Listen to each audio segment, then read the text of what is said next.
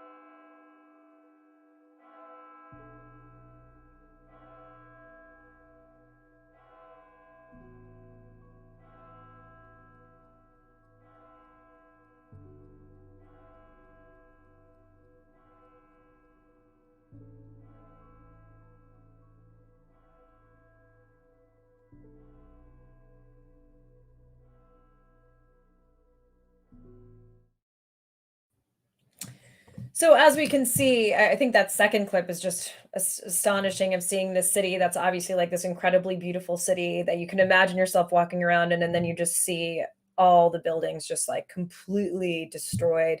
Something else that happened with this earthquake is just so many people trapped under rubble, people hearing people screaming, not being able to get them out for days, weeks at a time, just really horrific. And then the other thing that we're going to talk about is how difficult it was to get aid to northwest Syria, which also had a significant number of casualties and a lot of damage.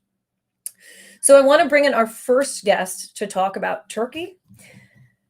Professor Sebnem Kalemli-Ozcan is a professor of economics at University of Maryland, College Park, and a research associate at the National Bureau of Economic Research and a research fellow at the Center for Economic Policy Research. She's also the co-editor of the American economic journal Macroeconomics and is on the board of American Economic Review. She serves on the economic advisory panels of the New York Federal Reserve and the Bank of International Settlements. She also was a lead economist for the MENA region at the World Bank and a fellow of the Bank of England and CFR fellow. She also was the senior policy advisor and assistant director at the International Monetary Fund in 2019 and is the first Turkish social scientist who has received the Marie Curie IRG Prize in 2008 for her research on European financial integration. Welcome to the show, Professor. Hi, Samantha. How are you? I'm well. How are you? Thank you so much. So I'd love to hear, you had some commentary in Project Syndicate where you said, while natural disasters are damaging everywhere, they're especially destructive in non-democracies. Can you dive deeper into what you mean by that? Well, it is about accountability and transparency that goes with being a democracy and enforcement of rule of law. In democracies, there is rule of law and there's enforcement of that, and the governments are accountable for that. And there's also transparency that if things are, well recorded. So that's why accountability can follow up, right? If some building codes were violated, and if this was documented, then, in a functioning democracy, since this would be a crime, somebody needs to, account for that. And with such a disaster, of course, that would be government, right? I mean, so that's what I was trying to get at. So, these things happen everywhere in the world, but, to the extent that this can happen in this country means that somehow this system is not working. This system of transparency, accountability, enforcement of the rule of law is not working, and that would make it a non-democracy.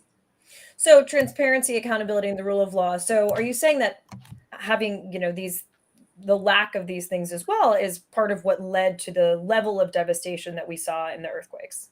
Yes, because in that type of environment, if you try to have shortcuts, say, just build the building, deviating from the building code, that nobody is going to come after you, nobody's going to fine you, because the system of checks and balances and enforcement and accountability is all gone.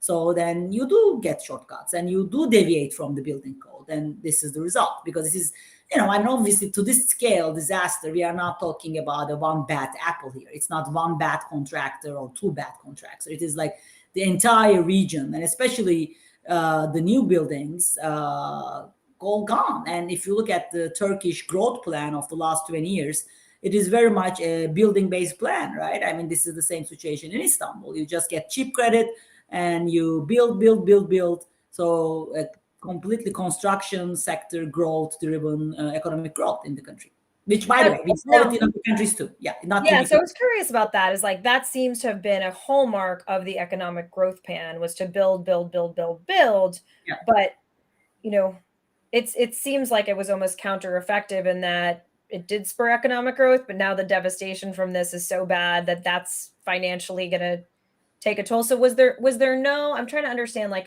was there no foresight that this could potentially happen and actually cost the country money?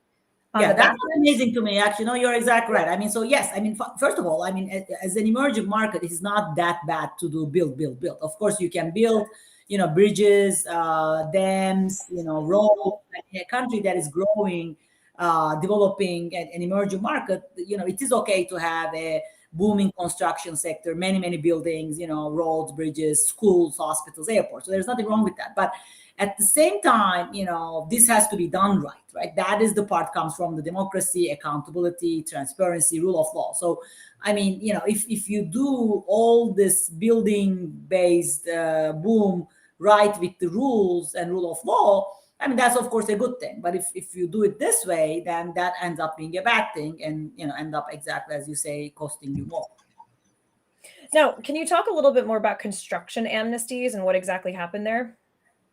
That is still not clear because now, of course, it's just so much suffering. Everybody blames each other. Government says they are, certain contractors did this, but, citizens say, it is pretty much everywhere. So it's not clear. But basically, there is, of course, a code on the paper. So Turkey does realize it is a country on the fault lines. And so especially the regions that are most kind of close to that. I mean, this region, Istanbul region, there is a certain building code that has to be followed. This on the paper, everything is correct. I mean, Turkey is also an accession country to the European Union, so all these laws should be there, and they are there. Now, what an amnesty is when you get exception from these things, and then the code tells you to do something, and you don't do it that way, and you get an exception. So this is not clear. How you get an exception? Who gets an exception? But apparently, a lot of people now trying to document that a lot of these builders got these exceptions. So we are not clear on that. How is that even possible? It's so funny because, as I think about this show is also about, how to relate this to American politics and America. And I just had a woman in the Women's Leadership Challenge I teach who said, was speaking at a town hall meeting in Massachusetts because there's all this blasting happening by her home in this quaint town of Lexington. And these developers are essentially like getting away with murder in this town that's supposed to have all this building zoning. And so, even in America, we kind of have our own form of corruption because it's like, why is this happening? Clearly, somehow the developers are either paying somebody off or they have some sort of, they're donating to somebody's political campaign who's in office and they're turning a blind eye to this. So, it seems like that kind of cronyism is part of what allowed this to happen, of just people getting paid off just to ignore shoddy construction. And furthermore, frankly, it costs less to build cheap buildings. Of course, exactly. And then, yes, as you say, it can happen anywhere. It can happen in Massachusetts or it can happen in, Europe too. But I think the point here is the scale of it. I mean, how come it can be happening in an entire region? I mean, as you said, there's like 100,000 building collapse, 1 million people homeless, and, the death is now around 50,000. But if 10 people died in, those 100,000 buildings, it can be easily go up to 100,000, right? I mean, so it's just like the scale is like just nothing comparable in the modern world since 1900s to this. So that just says it is not just one little corruption there or one little cronyism there. Right. It's almost like a pandemic of corruption. Exactly. That's why I put it in my Project Syndicate piece as this thing happening in non-democracy, because nobody accounts to nobody. I mean, nobody is afraid of the law. Yeah. I mean, because we operate under the thing that nobody's going to enforce this. I'm not going to be in trouble, so why not do a cheap thing, right? So it is like exactly as you say, pandemic, endemic. That's how we should be thinking about this. Yeah. Can you talk a little bit about Turkey's economic woes prior to the earthquake and how this might affect their ability to respond? Yeah, so the economically, exactly. So we should be very careful separating this, economic cost of this and the human suffering, because I think the real thing is here about the human suffering and, the fact that this destruction and this human suffering could have been avoided. On the economic side, yes, it is going to cost a lot. I mean, World Bank just estimated that it's going to cost around, $35 billion to rebuild the whole place. But that cost is not going to come out of the Turkish government, right? So this is International Economics 101. When natural disasters of this scale happen, this type of money is going to come from, financial markets. I mean, most foreign outside, because it's basically your capital stock destroyed. When your capital stock destroyed, the return to that is very high. So it is very good for the financial markets to make this investment, right? It can be definitely donors and multilateral agencies like World Bank, but just regular private investors can also invest in this. So in that sense, most of that cost is going to be borne out by international investors, which is a good thing from their perspective too, because it's a high return investment. So, but having said that, Turkey entered into this catastrophe with very bad economy, right? So the economy was bad, and there were a lot of economic problems before the earthquake, as of last month. That has been going on last 5 years. And why is that? That's because of the very unorthodox policies pursued, such as on inflation. That's a topic dear to our hearts now in the United States, because in the United States we are also dealing with inflation problem. And when inflation is a problem, which again, it can be a problem everywhere, United States, Europe, Turkey, the standard recipe to deal with inflation is the central bank of your country increase the interest rate, so it makes borrowing expensive. So people, cut down their demand and investment. So that cools down the economy, and that reduces inflation. That's what now we are doing in America. Federal Reserve increasing the interest rate. The same thing is now being done in Europe by European Central Bank, United Kingdom, Bank of England. Turkey has been having an inflation problem over the last 5 years, but they didn't do this. They didn't apply the standard recipe. They did exactly opposite. They lowered the interest rate. Why? Because again, everything is underlined by this cheap credit. The entire growth model, that we talk about, the building and construction, applies to other things. The cheap credit, borrow cheap, and then, try to make the economy grow through this cheap credit-based consumption, cheap credit-based investment. That's why they didn't apply the standard recipe to solve the inflation problem, and you end up with too much money chasing too few goods problem, and inflation is completely gone out of whack. It is in double digits, and it is in a very serious situation. This was all before earthquake. Can you also explain what is the impact that corruption has on the economic health of a society, with Turkey as an example? Corruption is bad for any society, and Turkey is a very good example here, because if you, as an economic agent, you know that you live in a corrupt society, you have somehow evidence of that means you are not going to do your best. That's as simple as that. Why? Because in a corrupt society, as an individual, you don't want to work hard, because you know that even you work very hard, you are not going to make that much money, because there's a corrupt system. Somebody else who is working less hard than you is going to get that position, because there's corruption. That person knows somebody. So basically, these systems everywhere in the world never works, because corruption at its core, strips you from working very hard to reach your dream job, dream goal. And when everybody does that, a large amount of people do that, that means that economy is not going to have hardworking people, investing people. And without investing, without hard work, without education, you cannot have economic growth. These are the ingredients to economic growth. And once you distort people's incentives like that, saying, look, you are not going to get your hard work's worth, but the system is going to run based on loyalty and corruption, that basically kills any economy. Yeah. Is there any awareness of, like, I'm just struck because I've done a lot of these shows on a lot of different countries now, and corruption seems to be at the heart of so many countries that are experiencing a lot of economic problems. Is there just like not an awareness that corruption has this kind of effect, or just people don't care because they are corrupt and they're gaining from it? It is a long-standing issue. I mean, World Bank try to deal with this issue for over 30 years right now, because they understand this is a key hindrance to economic growth, economic development.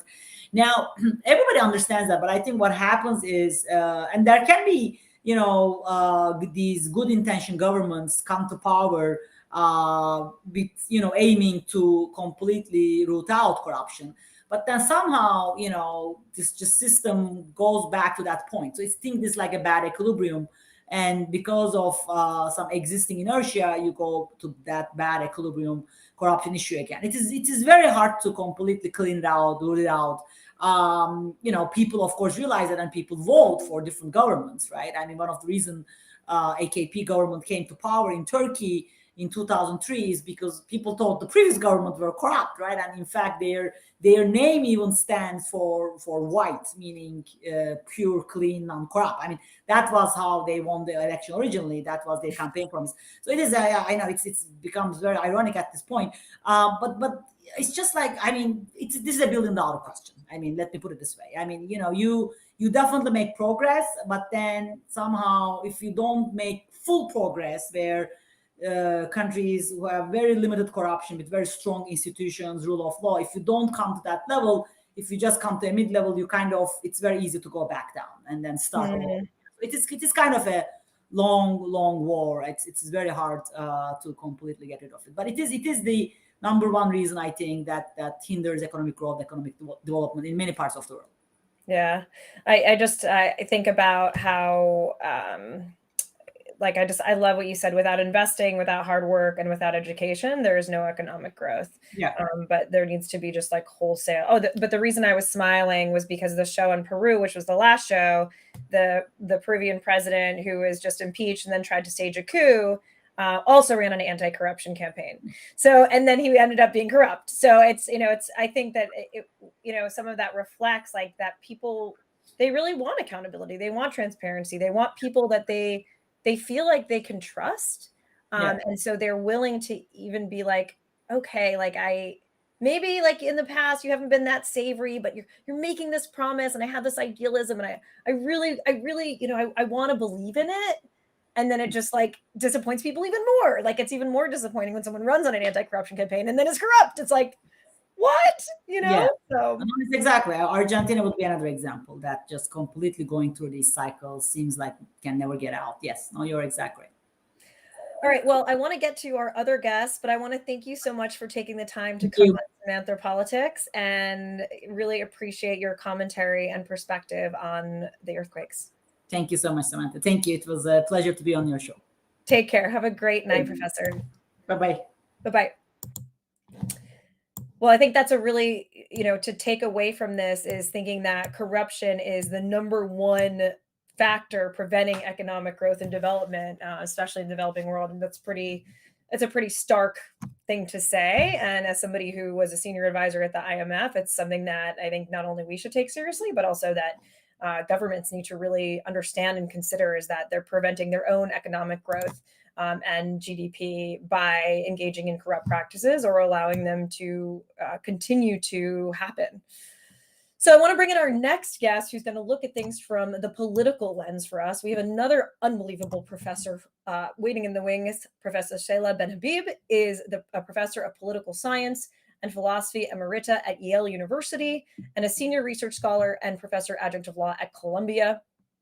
She's also an adjunct at Columbia's University Center for Contemporary Critical Thought. She's also taught at BU, the New School, and Harvard. She was born in Istanbul, studied at Brandeis and Yale, and has a PhD in philosophy.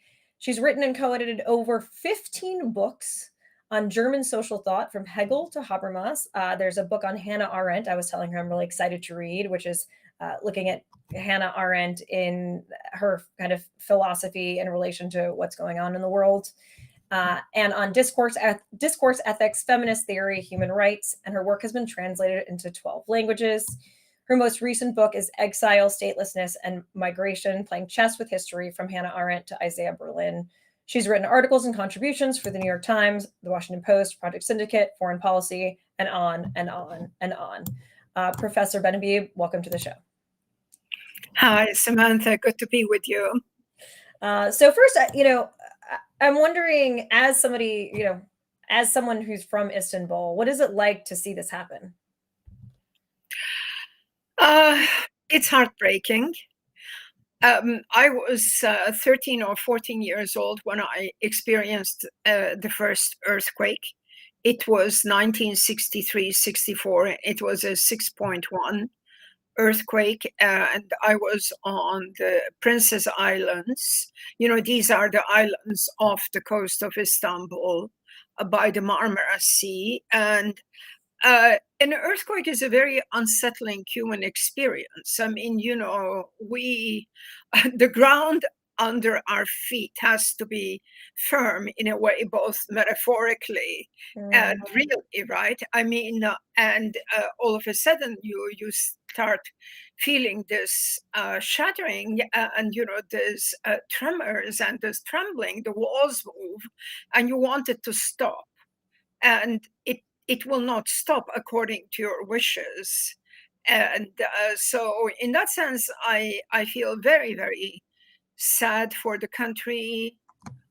very sad for the people involved, and it brought back memories for me as well. Yeah. Wow, it's unbelievable that I didn't realize that you had been in, kind of an earthquake years before that when you were still in Turkey. So in your article in Foreign Policy, you mentioned how the earthquake brought to light a fault line between scientists and academics and a regime based on contempt and disregard for knowledge and expertise. Can you dive a little bit more into what you meant by that? Of course, as your previous speaker, the Professor Kalemli-Ozcan was also pointing out, that the scale of the devastation, 100,000 buildings collapsing, 1 million people, being left homeless, some of this could have been avoided. And some of this could have been avoided if a number of measures had been followed properly. First and foremost, we know that since 1999, Turkey adopted some building guidelines. These building guidelines were not followed, and you went into depth about this with Professor Kalemli-Ozcan, who tried to explain this in terms of corruption, cronyism, etc.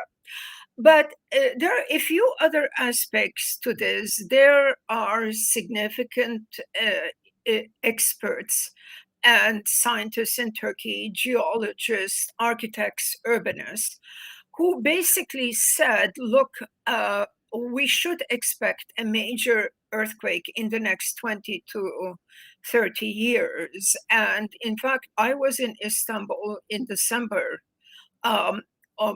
just 2 months before the earthquake. And some colleagues who are part of the Turkey Academy of Science were already saying, we will be experiencing something. Okay, even if these predictions are there, what can you do? Because earthquakes, like hurricanes and tornadoes, you may know that they are coming, but they are forces of nature. However, not only was there the question of following the guidelines, but there were also some other issues about urban construction. One detail that hit me, and I'm not a specialist in this area, but one detail that struck me particularly is this idea of knowing that this is an earthquake-prone area. You have to leave large centers in the middle of the city, like sports stadiums. You have to leave these spaces open, because when the buildings start shaking and collapsing, whatever, people have to have a place to go to. So this was another measure that was violated by this build, this fanatical rush to building. So there is, in general, the sense that, in effect, this government does not respect the opinion of people in the scientific community, in the universities.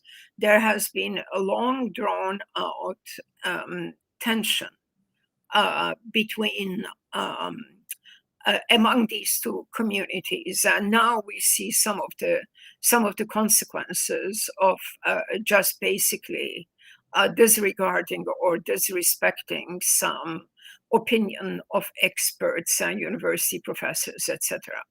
So I'm struck when I, listen to you, and I keep thinking about Viktor Orban in Hungary, and his distaste for any sort of academic thought, scientific thought, and eventually him getting rid of Central European University because it was seen as a center of too liberal, progressive, George Soros conspiracy, whatever baloney. But how does Erdogan fit in this kind of cadre? Because that's something that's very characteristic of this authoritarian mindset of like disregarding science, disregarding facts, disregarding like any sort of experts in favor of populist ideology, favoritism, cronyism, power, etc. So how does Erdogan fit into this kind of cadre of leaders like Putin, like Orban, that we've seen cropping up in recent years? Yes, that's a really important and fascinating question. In my article, I used an insight, a phrase of Hannah Arendt's. She didn't use the term magical thinking, but what she said is that authoritarian leaders have a tendency to want to construct the world in their own image and according to their own ideology. That is to say, they bend the facts. And so the post-truth, the post-fact world that we have started talking about did not start with social media.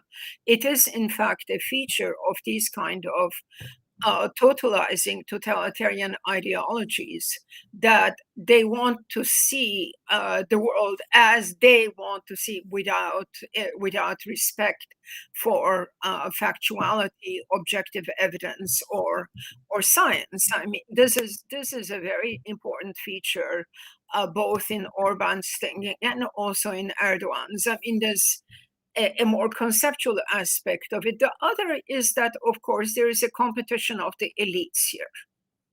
That is to say, particularly with respect to Turkey, Erdogan is someone who comes from the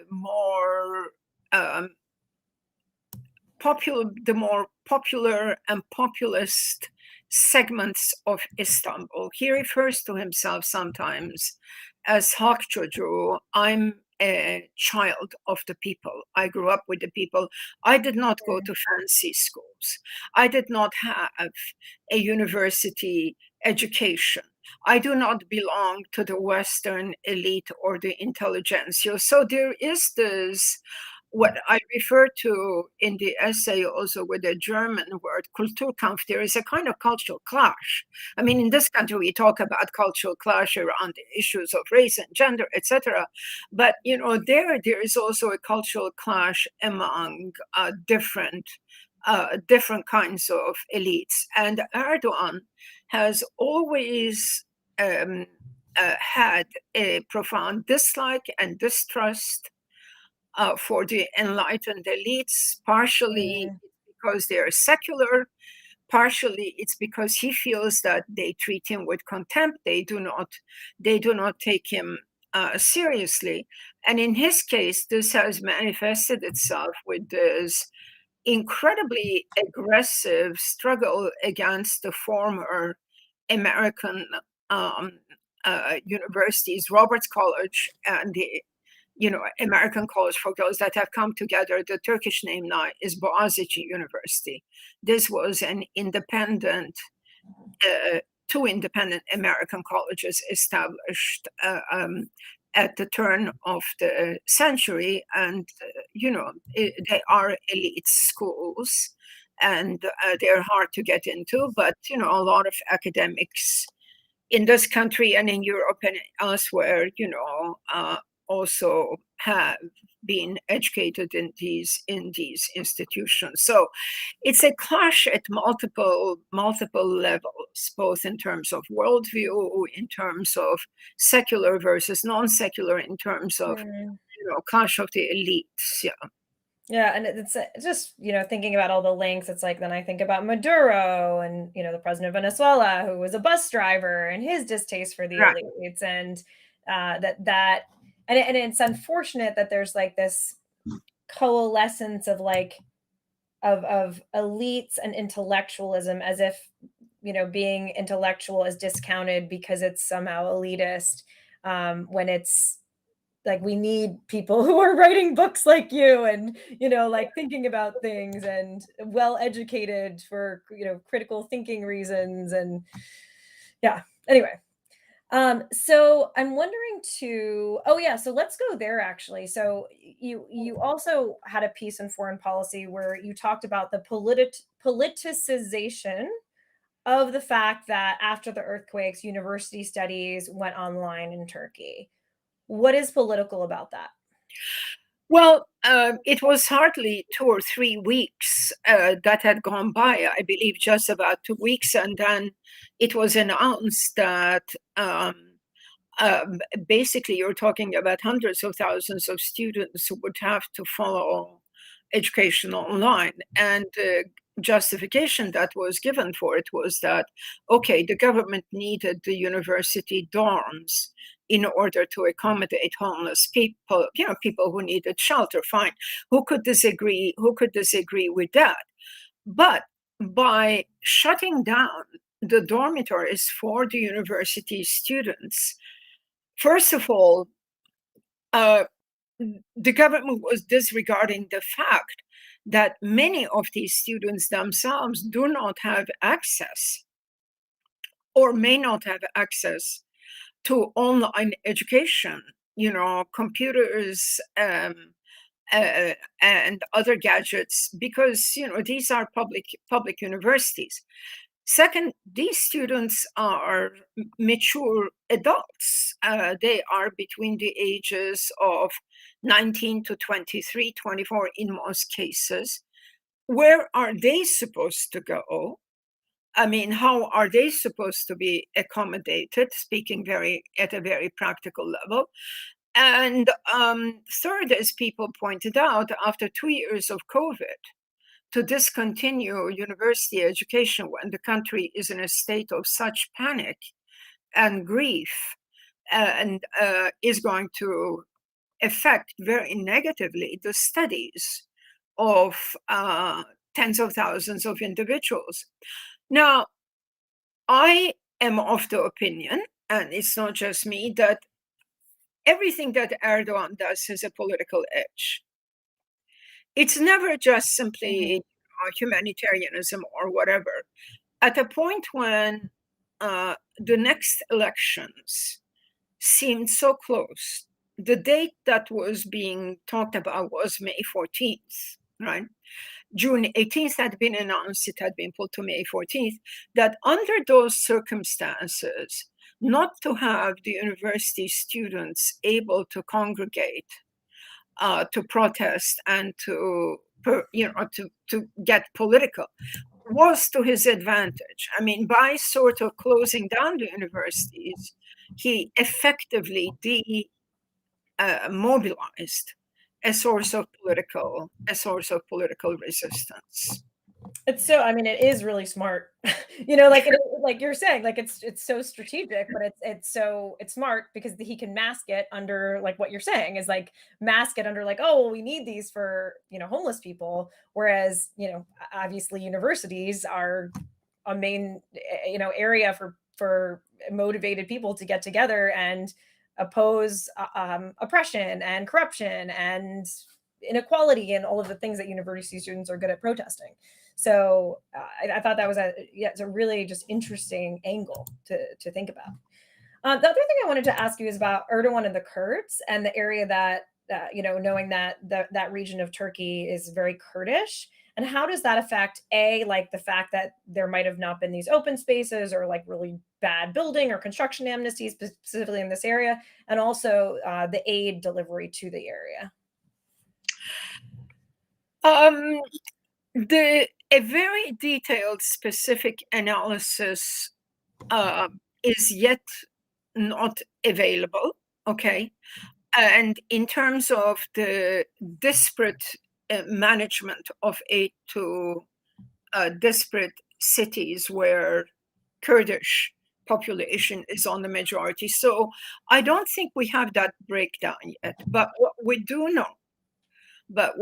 know is that in some of these provinces, in fact, that have elected a Kurdish municipality president or Kurdish governors, already the government had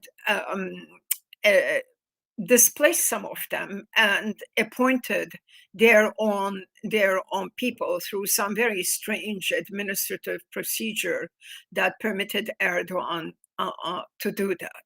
So some of these towns and some of these villages are full of tension because of the government's dismissing of Kurdish representatives and because of former, just like political conflict.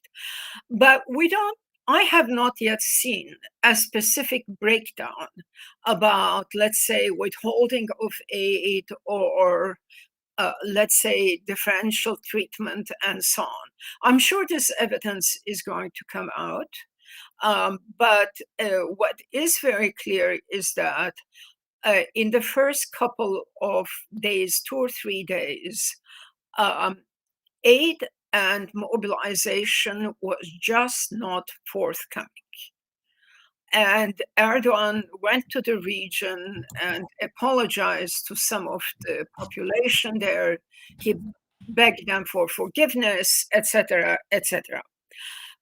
But it was, in general, the first 72 hours, which are the most important in terms of being able to save earthquake victims, were just a complete loss. And what exactly is this? Is it that we don't care about those regions because I mean some of the areas are also areas where people voted the majority voted in favor of his party as well.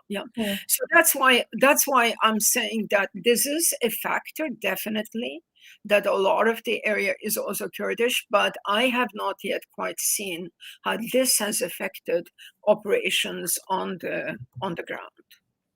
What about the Turkish elections that are supposed to be held this year? What do you think is going to happen vis-a-vis the elections? Well, I mean, I think it's now clear that the elections are going to be postponed for a couple of months at least. I mean, under the Turkish constitution, these elections cannot be postponed except, quote unquote, in times of war. But I think that he can go to the Turkish National Assembly and ask for a postponement of the election date. And since there is now a state of exception in these regions, the parliament, the Turkish House of Representatives, the Turkish parliament is going to give him that extension. My best guess is that the elections are probably going to be postponed until the end of the summer. And as we know, the 29th of October 2023 is a very significant date for Turkey because it's the 100th anniversary of the founding of the Republic, which was founded on 29th October 1923. Okay, and already there is a great deal of excitement. There was a great deal of excitement, jubilee, just like, sort of nervous anticipation of this date. Now, of course, everything is more murky, more confused. And I personally believe that Erdogan is going to try to do everything in his power to be there still for the 100th anniversary of the Republic. I mean, it's a kind of symbolic ritual for him. So he will try not to lose these elections. But if the elections were held today or within the next 3 or 4 months, he would lose them. So my best guess is that it's going to have to be held sometime at the end of the summer. And then I have like 2 more questions for you, and then I want to bring in Ruwan. I know you've written a lot about refugee flows as well and exile. How might this impact things from a people movement standpoint of IDPs and refugees, et cetera? Unfortunately, there was already a lot of growing hostility towards the Syrian refugees. When I visited in December to give a number of lectures, I was really surprised that even among people whom I considered to be much more liberal and open in Istanbul in particular, there was resentment about what the Syrians were doing, quote unquote, what the Syrian refugees were doing to the country. The source of this resentment is, I think, as a professor Kalemli-Ozcan was saying, some of the source of this is economic. People are economically anxious. Inflation is eating into their wages and salaries, and they see Syrian refugees unjustifiably as being entitled to certain privileges entitled to. I think that this is just not correct. But this was a widespread sentiment. This is one part of it. The other part of the hostility is that, particularly for Turks who are secular, like who are Muslim but who do not observe Muslim ritual, dress code, habits, a large number of the Syrian refugees seem to have brought with them more conformist and more conventional Islamic habits. Just to mention one thing, which is a woman's issue in particular, and this is underage marriages. Underage marriages have taken place among refugee families, partially because families who are poor feel that, okay, if they marry off a girl who is 14, who is, in some cases 13, 12 years old, that just is one less burden on the family. So there is both the economic pressure and there is also the question of cultural Islam. Are the refugees moving Turkey towards a kind of Islamicization, right?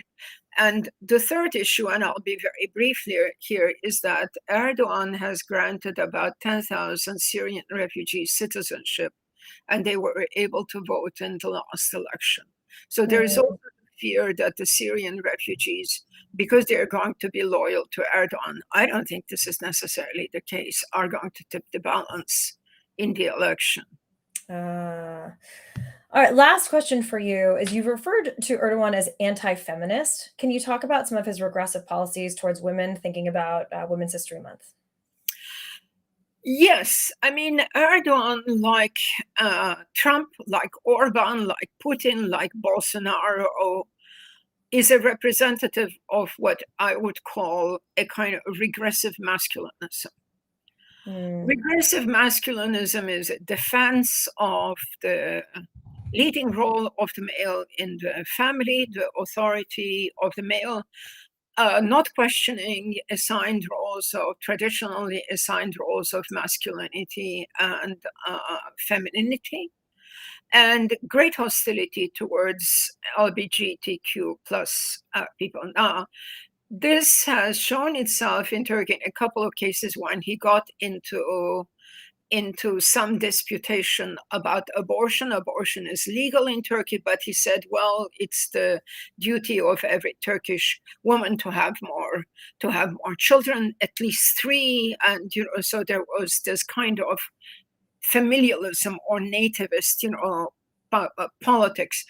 And one last point I should mention is the so-called Istanbul Convention against domestic violence and in general violence against women. This is a convention that was developed by the by the countries that are subscribers to the European Convention in Human Rights, not the European Union. It's the 47 countries, and it was signed in Istanbul in 2010. Turkey acceded to the convention, but after 10 years, Erdogan said, well, in 2021, domestic violence, child abuse, sexual abuse, forced marriages, this is not an issue in our country. And he took Turkey to the convention. Wow.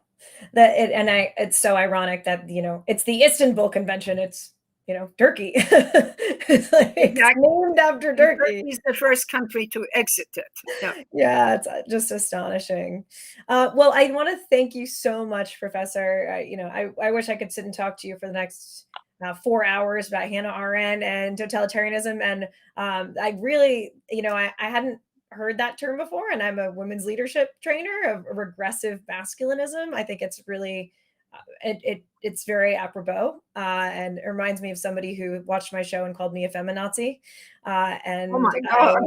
I was like, oh, well, I guess I'm getting to somebody. I'm doing a good job. But this fear of women overtaking, and that we're somehow like threatening men's status by just asking for equal rights. So I want to thank you so much for coming on the show and for giving us your unique perspective on this Wednesday evening. Thank you, Samantha. Nice talking with you.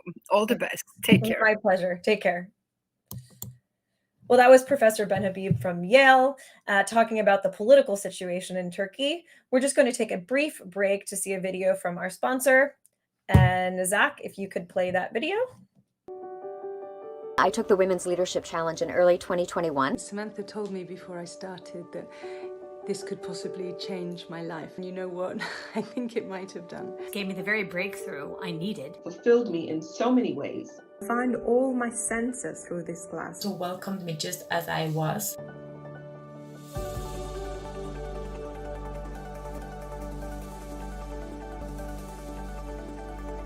I believe that we need more women leaders in the world. Women leaders who lead in innovative, creative, courageous ways that are true to who they are, that aren't a manufactured version of what a man would do at the top.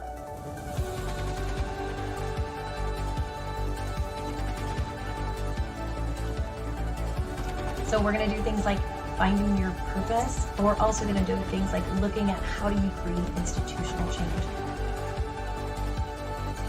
Your cohort will become your sisters that will support you, elevate, lift you up. I highly recommend that any woman who's looking for a pivot, looking for a boost, feeling imposter syndrome, definitely recommend the Women's Leadership Challenge. It's really been a wonderful, life-changing, empowering experience, and I hope that you will join it as well.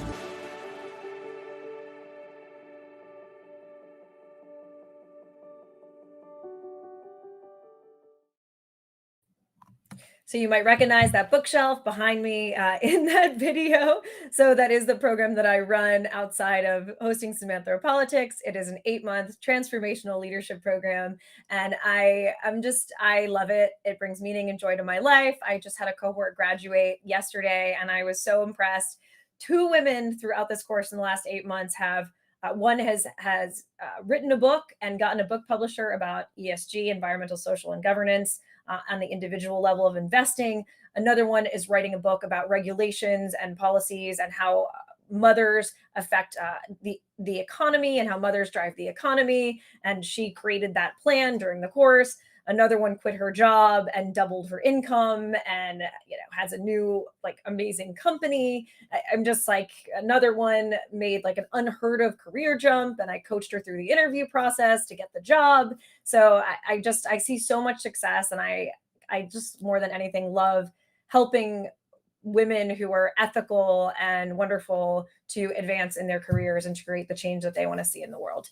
So there are 2 cohorts coming up. The DC one is actually full for the spring, but fall applications are open. So that one always oversubscribed. So apply soon if you're interested in the in-person DC cohort.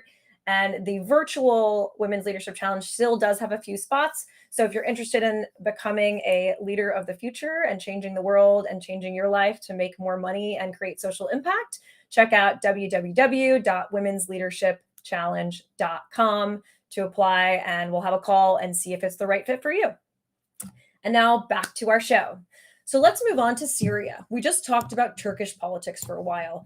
Something that happened in Syria is the cities of Aleppo, Latakia, Hama, and Idlib were badly hit, many buildings damaged and collapsed. Aleppo, which had already been ravaged by civil war, was one of the most affected areas where over 4 million people already relied on humanitarian aid. We've also seen a cholera outbreak that began in September get worse because of the destruction of infrastructure, water, and sewage lines by the earthquake. I feel like cholera is one of those diseases that in the Western world we kind of think has disappeared. And then we hear about outbreaks like this and in Haiti and realize that no, it's not gone. It's just the result of having sanitation and infrastructure that prevents this disease from happening in the first place and spreading, but it is completely preventable. There was also sanctions on Syria, which was seen as contentious when the earthquake happened because we wanted to move aid to Syria. So the US Treasury Department announced an 180-day exemption on sanctions against Syria for any earthquake relief disaster aid. However, that didn't necessarily hit the areas that Assad does not control, which is what we're going to talk about with our next guest. Syria has been under US sanctions since 1979, when Washington designated Syria a state sponsor of terrorism. They've gotten worse over time, especially when Assad responded to protests in the country by barrel bombing civilians with the cooperation of the Russians. The Syrian war killed, a minimum of 580,000 people are estimated to have been killed, 13 million Syrians displaced, and 6.7 million refugees fleeing Syria. So this is already a country that is not doing well, and this has only made it worse. So I want to bring in our next guest to talk a little bit more about Syria. Ruwan conducts research and analysis on Syria. Her work provides a nuanced understanding of groups engaged in the conflict, including religious motivations and alliances. She's originally from Syria and has experience in comms, political research, and counterterrorism in Syria, Libya, and Tunisia. She's authored more than 25 reports on violent extremist groups and has a master's in global development and peace from Georgetown University. Welcome to the show, Ruwan. Thank you. Thank you for having me, Samantha. And it's a pleasure to be with you and your panel and the Happy Women's History month. So just to dive in really quickly, so I just want to talk about, where we are right now.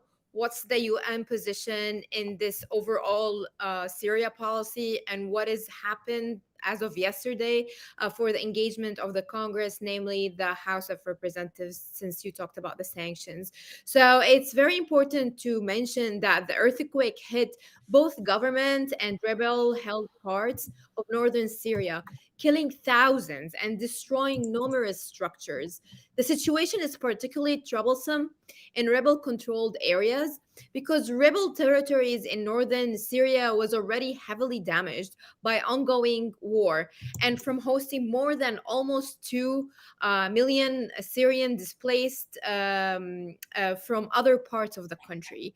Now, it's something that I would like to mention that even before the earthquake, the humanitarian groups working in that region had warned that, one border crossing, which is named Bab al-Hawa, is insufficient to the delivery of aid to northern Syria. So once the earthquake hit, the only way to bring aid to Syrian and that part of Syria, northern Syria, was through this one crossing, border crossing. The first aid delivery actually was via Bab al-Hawa, which is this one, and was on February 9th, only 3 days after the disaster struck. So now, once the earthquake happened, the United Nations engaged with the Syrian President Bashar al-Assad, to agree temporarily to open 2 more border crossings into Syria for 3 months. That left up to the official numbers that we have 35,000 Syrians dead in Syria. That's the number. So now, because the UN Secretary General Guterres and his assistant met with Assad, and they both agreed that 2 borders opening will elevate some kind of pressure to cross or to send these aid. So now we are at 3 border crossings for 3 months to allow humanitarian aid to go from Turkey to Syria. Those 2 borders were actually were actually on the borders between Syria and Turkey. Now, because you mentioned the sanctions, it's worth mentioning that the aid to Syria is complicated somehow by the US sanctions and the ongoing civil war and the variety of logistical issues, as I'd like to say. Until the United States had a position since 2011 to particularly oppose delivering aid through the Assad government. However, within the first week, as you mentioned, the US Treasury Department issued a 6-month sanctions exemption for earthquake aid to Syria. Though the United States had long maintained that its sanctions do not affect humanitarian aid, which is true. But the thing is, that's where it's complicated, because you have areas that were hit and they are under the control of Assad, and there were other areas that were in northern Syria. They are rebel held territories. So from what I'm understanding, any aid that goes to Assad, or excuse me, like any of the major NGOs kind of that are working with Assad, like the Red Crescent, it's being disseminated by Assad? And is he withholding any of that aid from those areas that are controlled by the rebels? Or is it not getting there? Is there just not as much? Like, is he punishing the rebel held areas for being anti-Assad by withholding humanitarian aid? That's a very, very interesting question. Now, it's as I mentioned, you can tell that it's a murky situation, right? However, a significant amount of assistance started to flow to the Syrian government nonetheless, since the earthquake happened, and the waiver that the U.S. sanctioned had many jets carrying aid, namely Arab countries, landed in Aleppo. First week of the earthquake, like the Saudi Arabia, other Arab countries, they actually, sent aid. Now, are there kind of, coordination between Assad-held territories and the rebels? It's sad to say that, there were kind of initial talks sponsored by the UN to have this kind of aid to go through these kind of they say lines between two groups, or like government and non-government. However, both sides refused that, and it's segregated. Whatever goes to Assad is distributed to Assad's people. Whatever goes to the northern Syria is distributed to northern Syria. However, the amount of trucks and aid that go to Assad territory is way much than the one to the rebels held territories. No, so it sounds like that is happening, but it's not. It's an unofficial policy. It's kind of under the radar, or it's not happening. It's not happening. And that's where I wanted to tell you, although it's a very sad and devastating situation, but the earthquake and thousands of people lost their lives, whole families were wiped off. This is an opportunity for a political solution for Syria, because there were a lot of talk about the politicization of the aid, right? I will only give the aid for my group. These are my group. I'm not going to share with the others. But the certain situation, or the current situation, cannot sustain. It's not sustainable. So yes, it's a devastating situation, 3 months here for border crossing, 6 months for extension for US sanctions to be lifted, but it's not sustainable. That's why I think there is a great opportunity for the US policymakers to lead and push regional countries to push for a political settlement based on the UN Security Resolution 2254. So you're basically saying that this represents an opportunity for Syria to finally reach some sort of political settlement and end the war that's been happening for the last, gosh, I don't even know how many years now. It's been 12 years. 12 yeah, years. I think it gives it gives the current administration a very great opportunity, despite the devastating situation, to actually broker. There is a leverage. The foreign policy of United States has been always, the carrot and the stick. I think there is a carrot. I think the regional countries, namely Turkey. I mean, it's known that Southeast Turkey, Anatolia, or Southeast Anatolia, is actually a poor region. So, and this, like with this, it's not only the two earthquakes, because there are like thousands of like mini earthquakes happened afterwards. So that area cannot sustain having refugees. And Turkey by itself, with the rise of anti-refugee sentiment, they cannot have more Syrians. So two opportunities here: an opportunity for foreign policy makers, US makers, to like push with the regional countries for a settlement, a political settlement. Second, I think there is a very important opportunity for UNHCR, the Refugees United Nations agency, to speed up the process of the women and the children that were mostly hit by this earthquake. They are the vulnerable groups, to be vetted and to be resettled in United States and Europe. It's just like unbearable for them to go to Syria, and they are vetted already. So all what we need to do is just like to push the bureaucracy a little bit, and have some of those vulnerable groups that have been vetted to be settled in Europe and in the United States. And what is, and with all Nusra being part of this, how does that play into all this, that the US has labeled a terrorist group? That's very interesting question. So there are towns that were hit in the earthquake, like Salkin, Idlib, Harim. They are under the the designated terrorist group called Al-Nusra.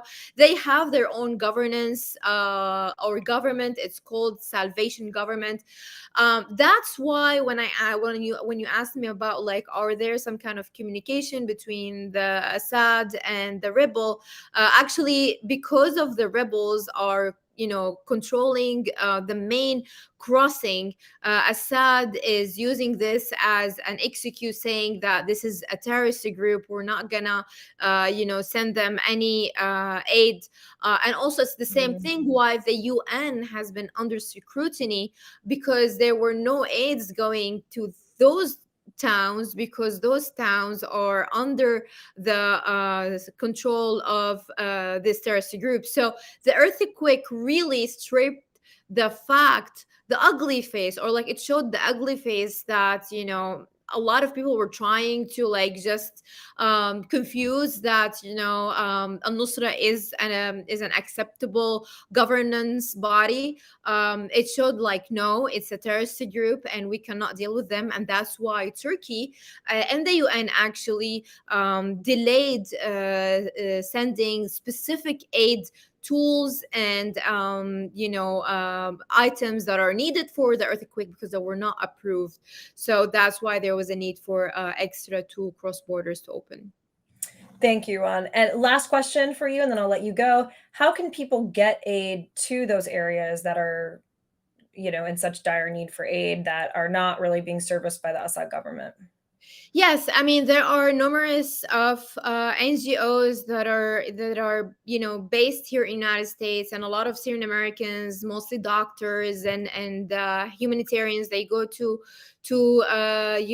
these border crossing through Turkey. I will name 2. Kerem Foundation is one of those NGOs that you can actually donate, and it gives they have like houses in Turkey, and actually as of 2 weeks ago they are capable of sending aid to Aleppo within the Assad held territory. Also, there were some kind of a background, I'll say, kind of a channels for that, but that's a win. And also SAMS, the Syrian American Medical Association, it's also officially and based here in the United States, and vetted. Both of them are vetted, and they have a whole team on ground providing aid, medical aid, mental support for the families. As you mentioned, cholera is there, trying to help also Syrian to find new homes, whether in Turkey or outside of Turkey. Thank you so much, Ruwan. So as we said, it's the Kerem Foundation and the Syrian American Medical Society Foundation if you're looking to get aid to those hard-hit areas that are in North Syria that are not really getting the help that they need. Well, I want to let you go for the night, but I really want to thank you so much for giving us that perspective of, thinking about how does the U.S. open up its borders to more Syrian refugees, mainly vetted women and children, and also how do we use the war as the earthquake as a way to motivate Syria to finally come to some sort of political settlement and end this 12 years of death and destruction. Thank you so much for your perspective, for coming on the show, and happy Women's History Month. Happy Women's History Month to you too. Thank you so much, Ruwan. Thanks. All right. Well, that was some amazing commentary on Syria, thinking about, the differences in the country in terms of the north of Syria, the rest of the country, Assad-controlled territories, al-Nusra controlled territories. And mainly, it was devastating to see how aid just wasn't getting to Syria in the first hours of the quake, the first days of the quake, especially to those areas in the north that are not in Assad-controlled territory. So I want to bring in our last guest who wrote a really good opinion piece about how you can help.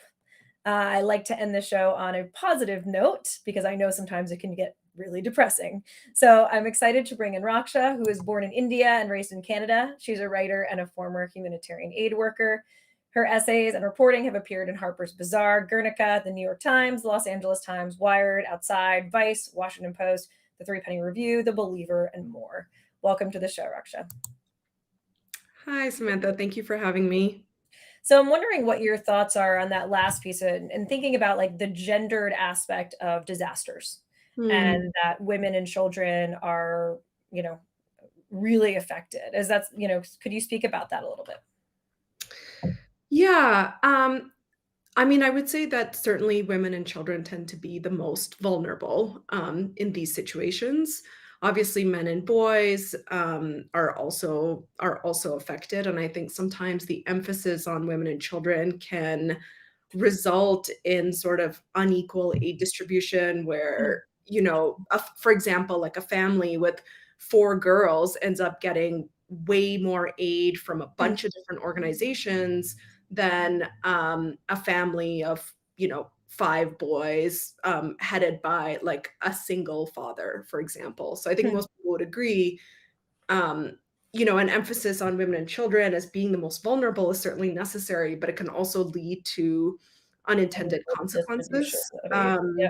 So yeah, I think we need to be careful about that. But of course, there are, in terms of thinking of the kinds of aid that women and girls need, even during a massive and tragic earthquake, like women and children still need like sanitary pads, for example, and that's something that often can be forgotten in an emergency.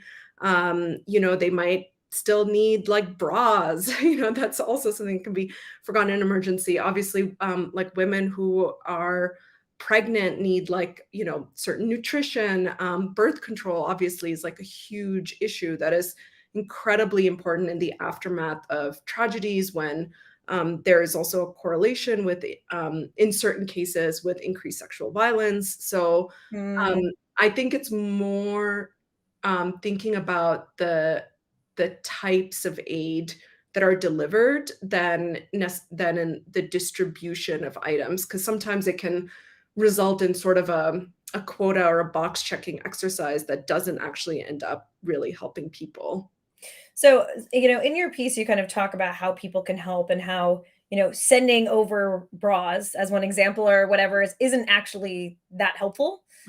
And I think it was interesting to me because I think it's indicative of a larger problem of thinking that, as Americans or as the Western world, like we know what kind of help people need.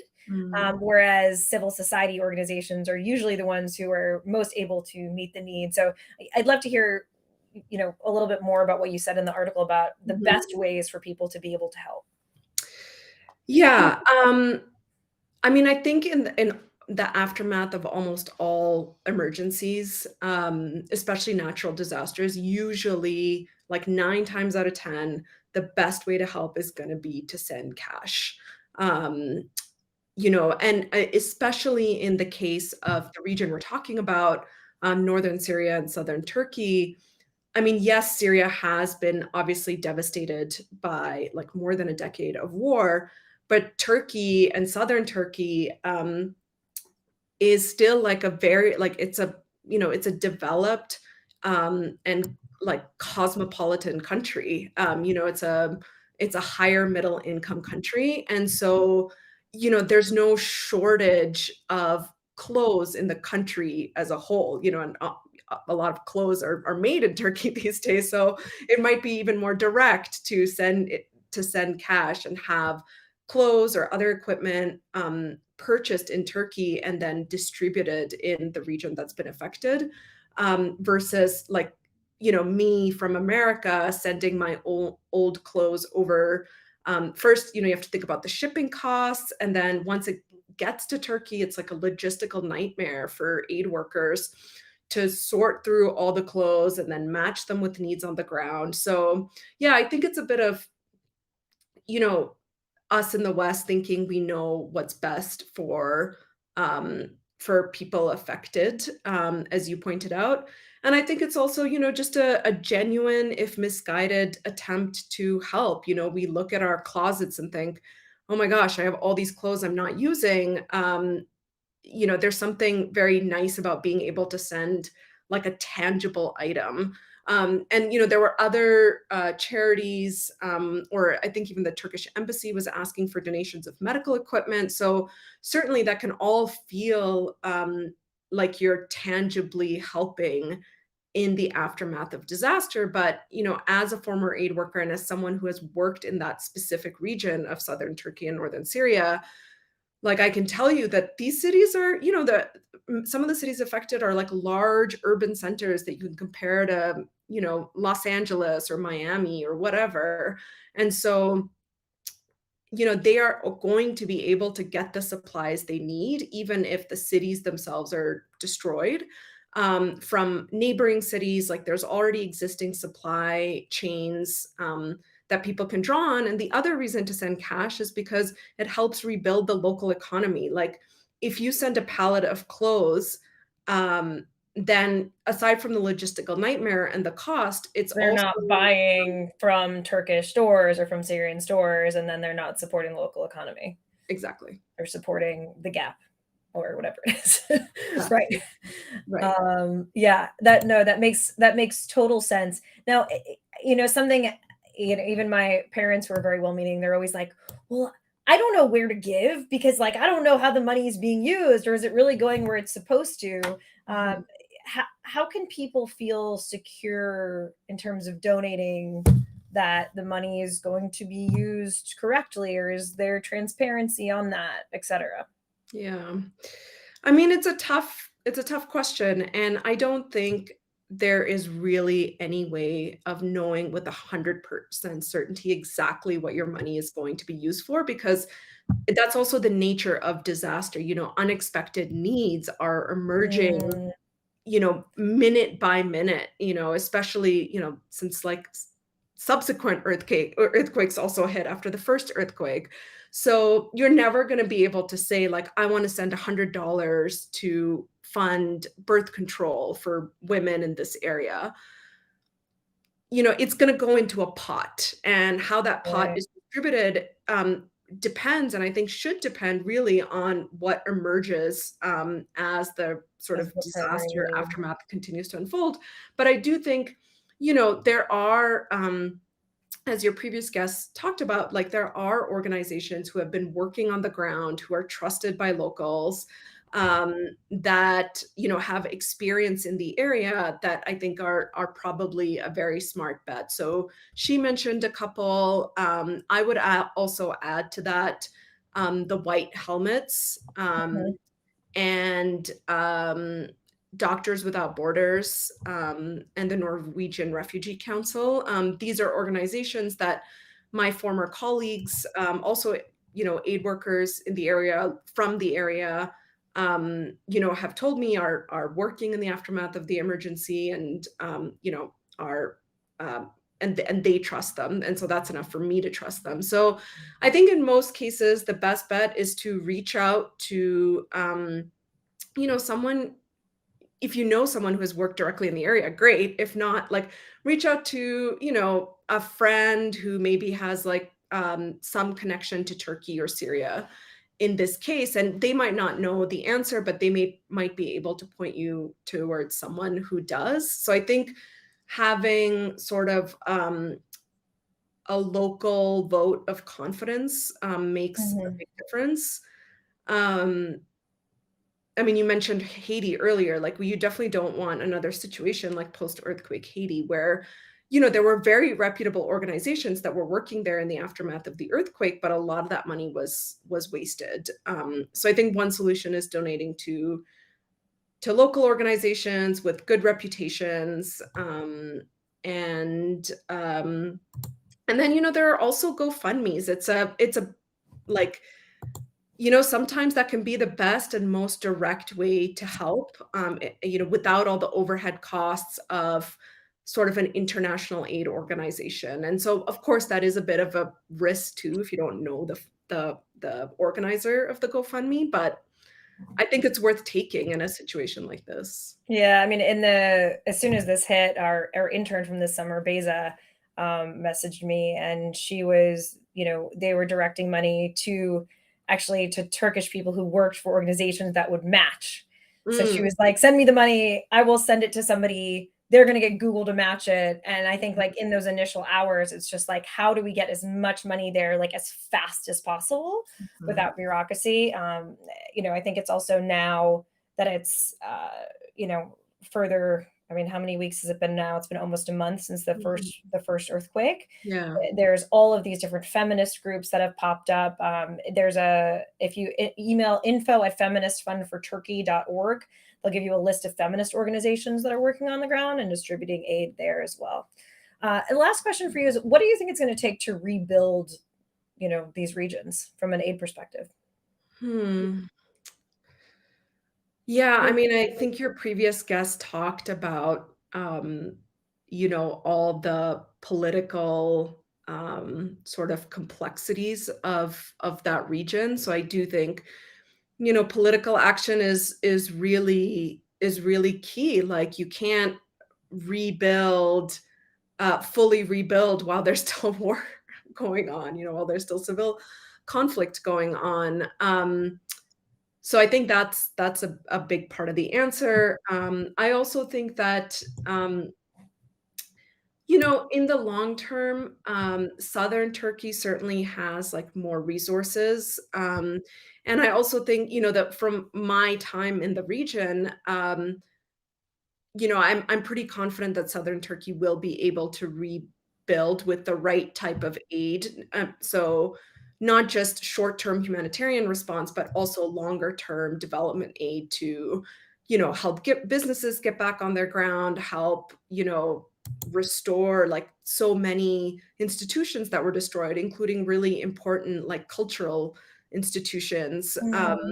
So I think, there needs to be some kind of longer-term aid that is, hopefully really led by local citizens and isn't, kind of driven by, what outsiders think the region needs. Because sometimes what locals want, that they're really different from what we might think, and it's not our place to judge. It's our place to support if we feel called to do that. I think in the long term too, if if Americans or people in the West are looking to help that region, southern Turkey, that area of Turkey is really beautiful. And I think in a few years, going on a family vacation there actually could really help restore the economy, because so much of that region is dependent on tourism. And so I think some sort of tourism revitalization plan by the Turkish government will also be really key. in that. And then, yeah, for the people whose homes and whose families have been utterly destroyed, like I think both mental health support and also, you know, some kind of ongoing financial support and or resettlement plans are really key. So yeah, really like a multi-pronged effort. Well, thank you so much, Raksha. I really appreciate you paving the way forward for us in this really just catastrophic and devastating situation. Thank you so much for your input and for coming, and happy Women's History Month. Thank you. Same to you. Have a great night, Raksha. Thanks. You too.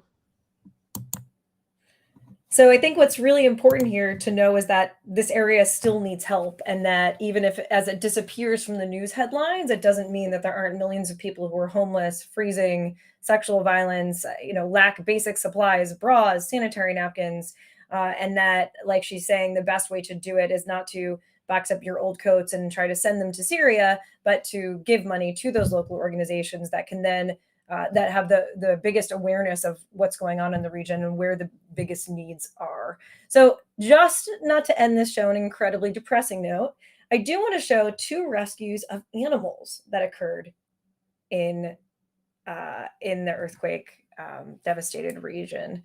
Zach, can you show that video?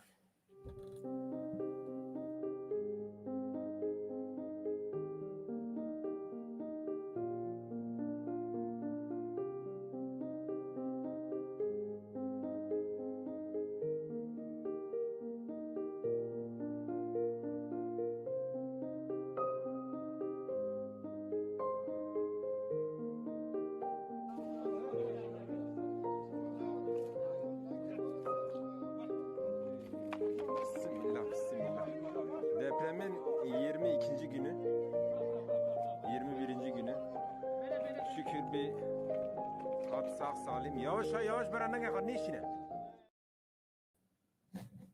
So I think what's, I love that video of the puppies in the rubble, and then you see that they're protecting all the kittens. And then that horse was unearthed after days. I think it was like 12 days under the rubble. And so what I think is really important to remember in situations like this, that there is also incredible resilience. There's incredible stories of heroism, of people just digging through the rubble themselves, that are standing there to try to get to people, of pulling people out.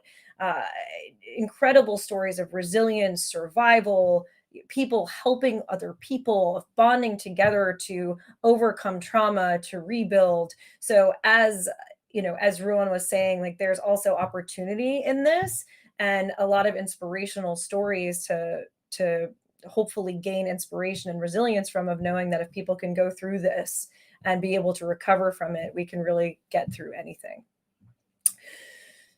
So that's it for our show tonight. I want to thank our sponsors, Zach Ward of Stream Inspectors. If you're looking for live stream production, whenever I say, hey, Zach, can you put up that video? He's in the background making this show look and sound really good. Also, the Women's Leadership Challenge and Empower Global, which does leadership training and cross-cultural teamwork training. You can check that out at empowerglobal.net. And in terms of places that you can donate, we talked about the White Helmets, the Syrian American Medical Society Foundation, the Karam Foundation, Karam.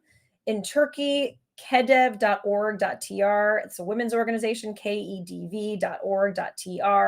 And Kamer, Kamer.org. There's also ABAP, ahbap.org, and donate.tpfund.org, which is a consortium. And then if you want a list of feminist organizations or women's organizations, email info@feministfundforturkey.org, and they will send you a whole spreadsheet of organizations. It was public, but for safety reasons, it has now been restricted. So you need to email in order to gain access of that list of feminist funds that are working in the area.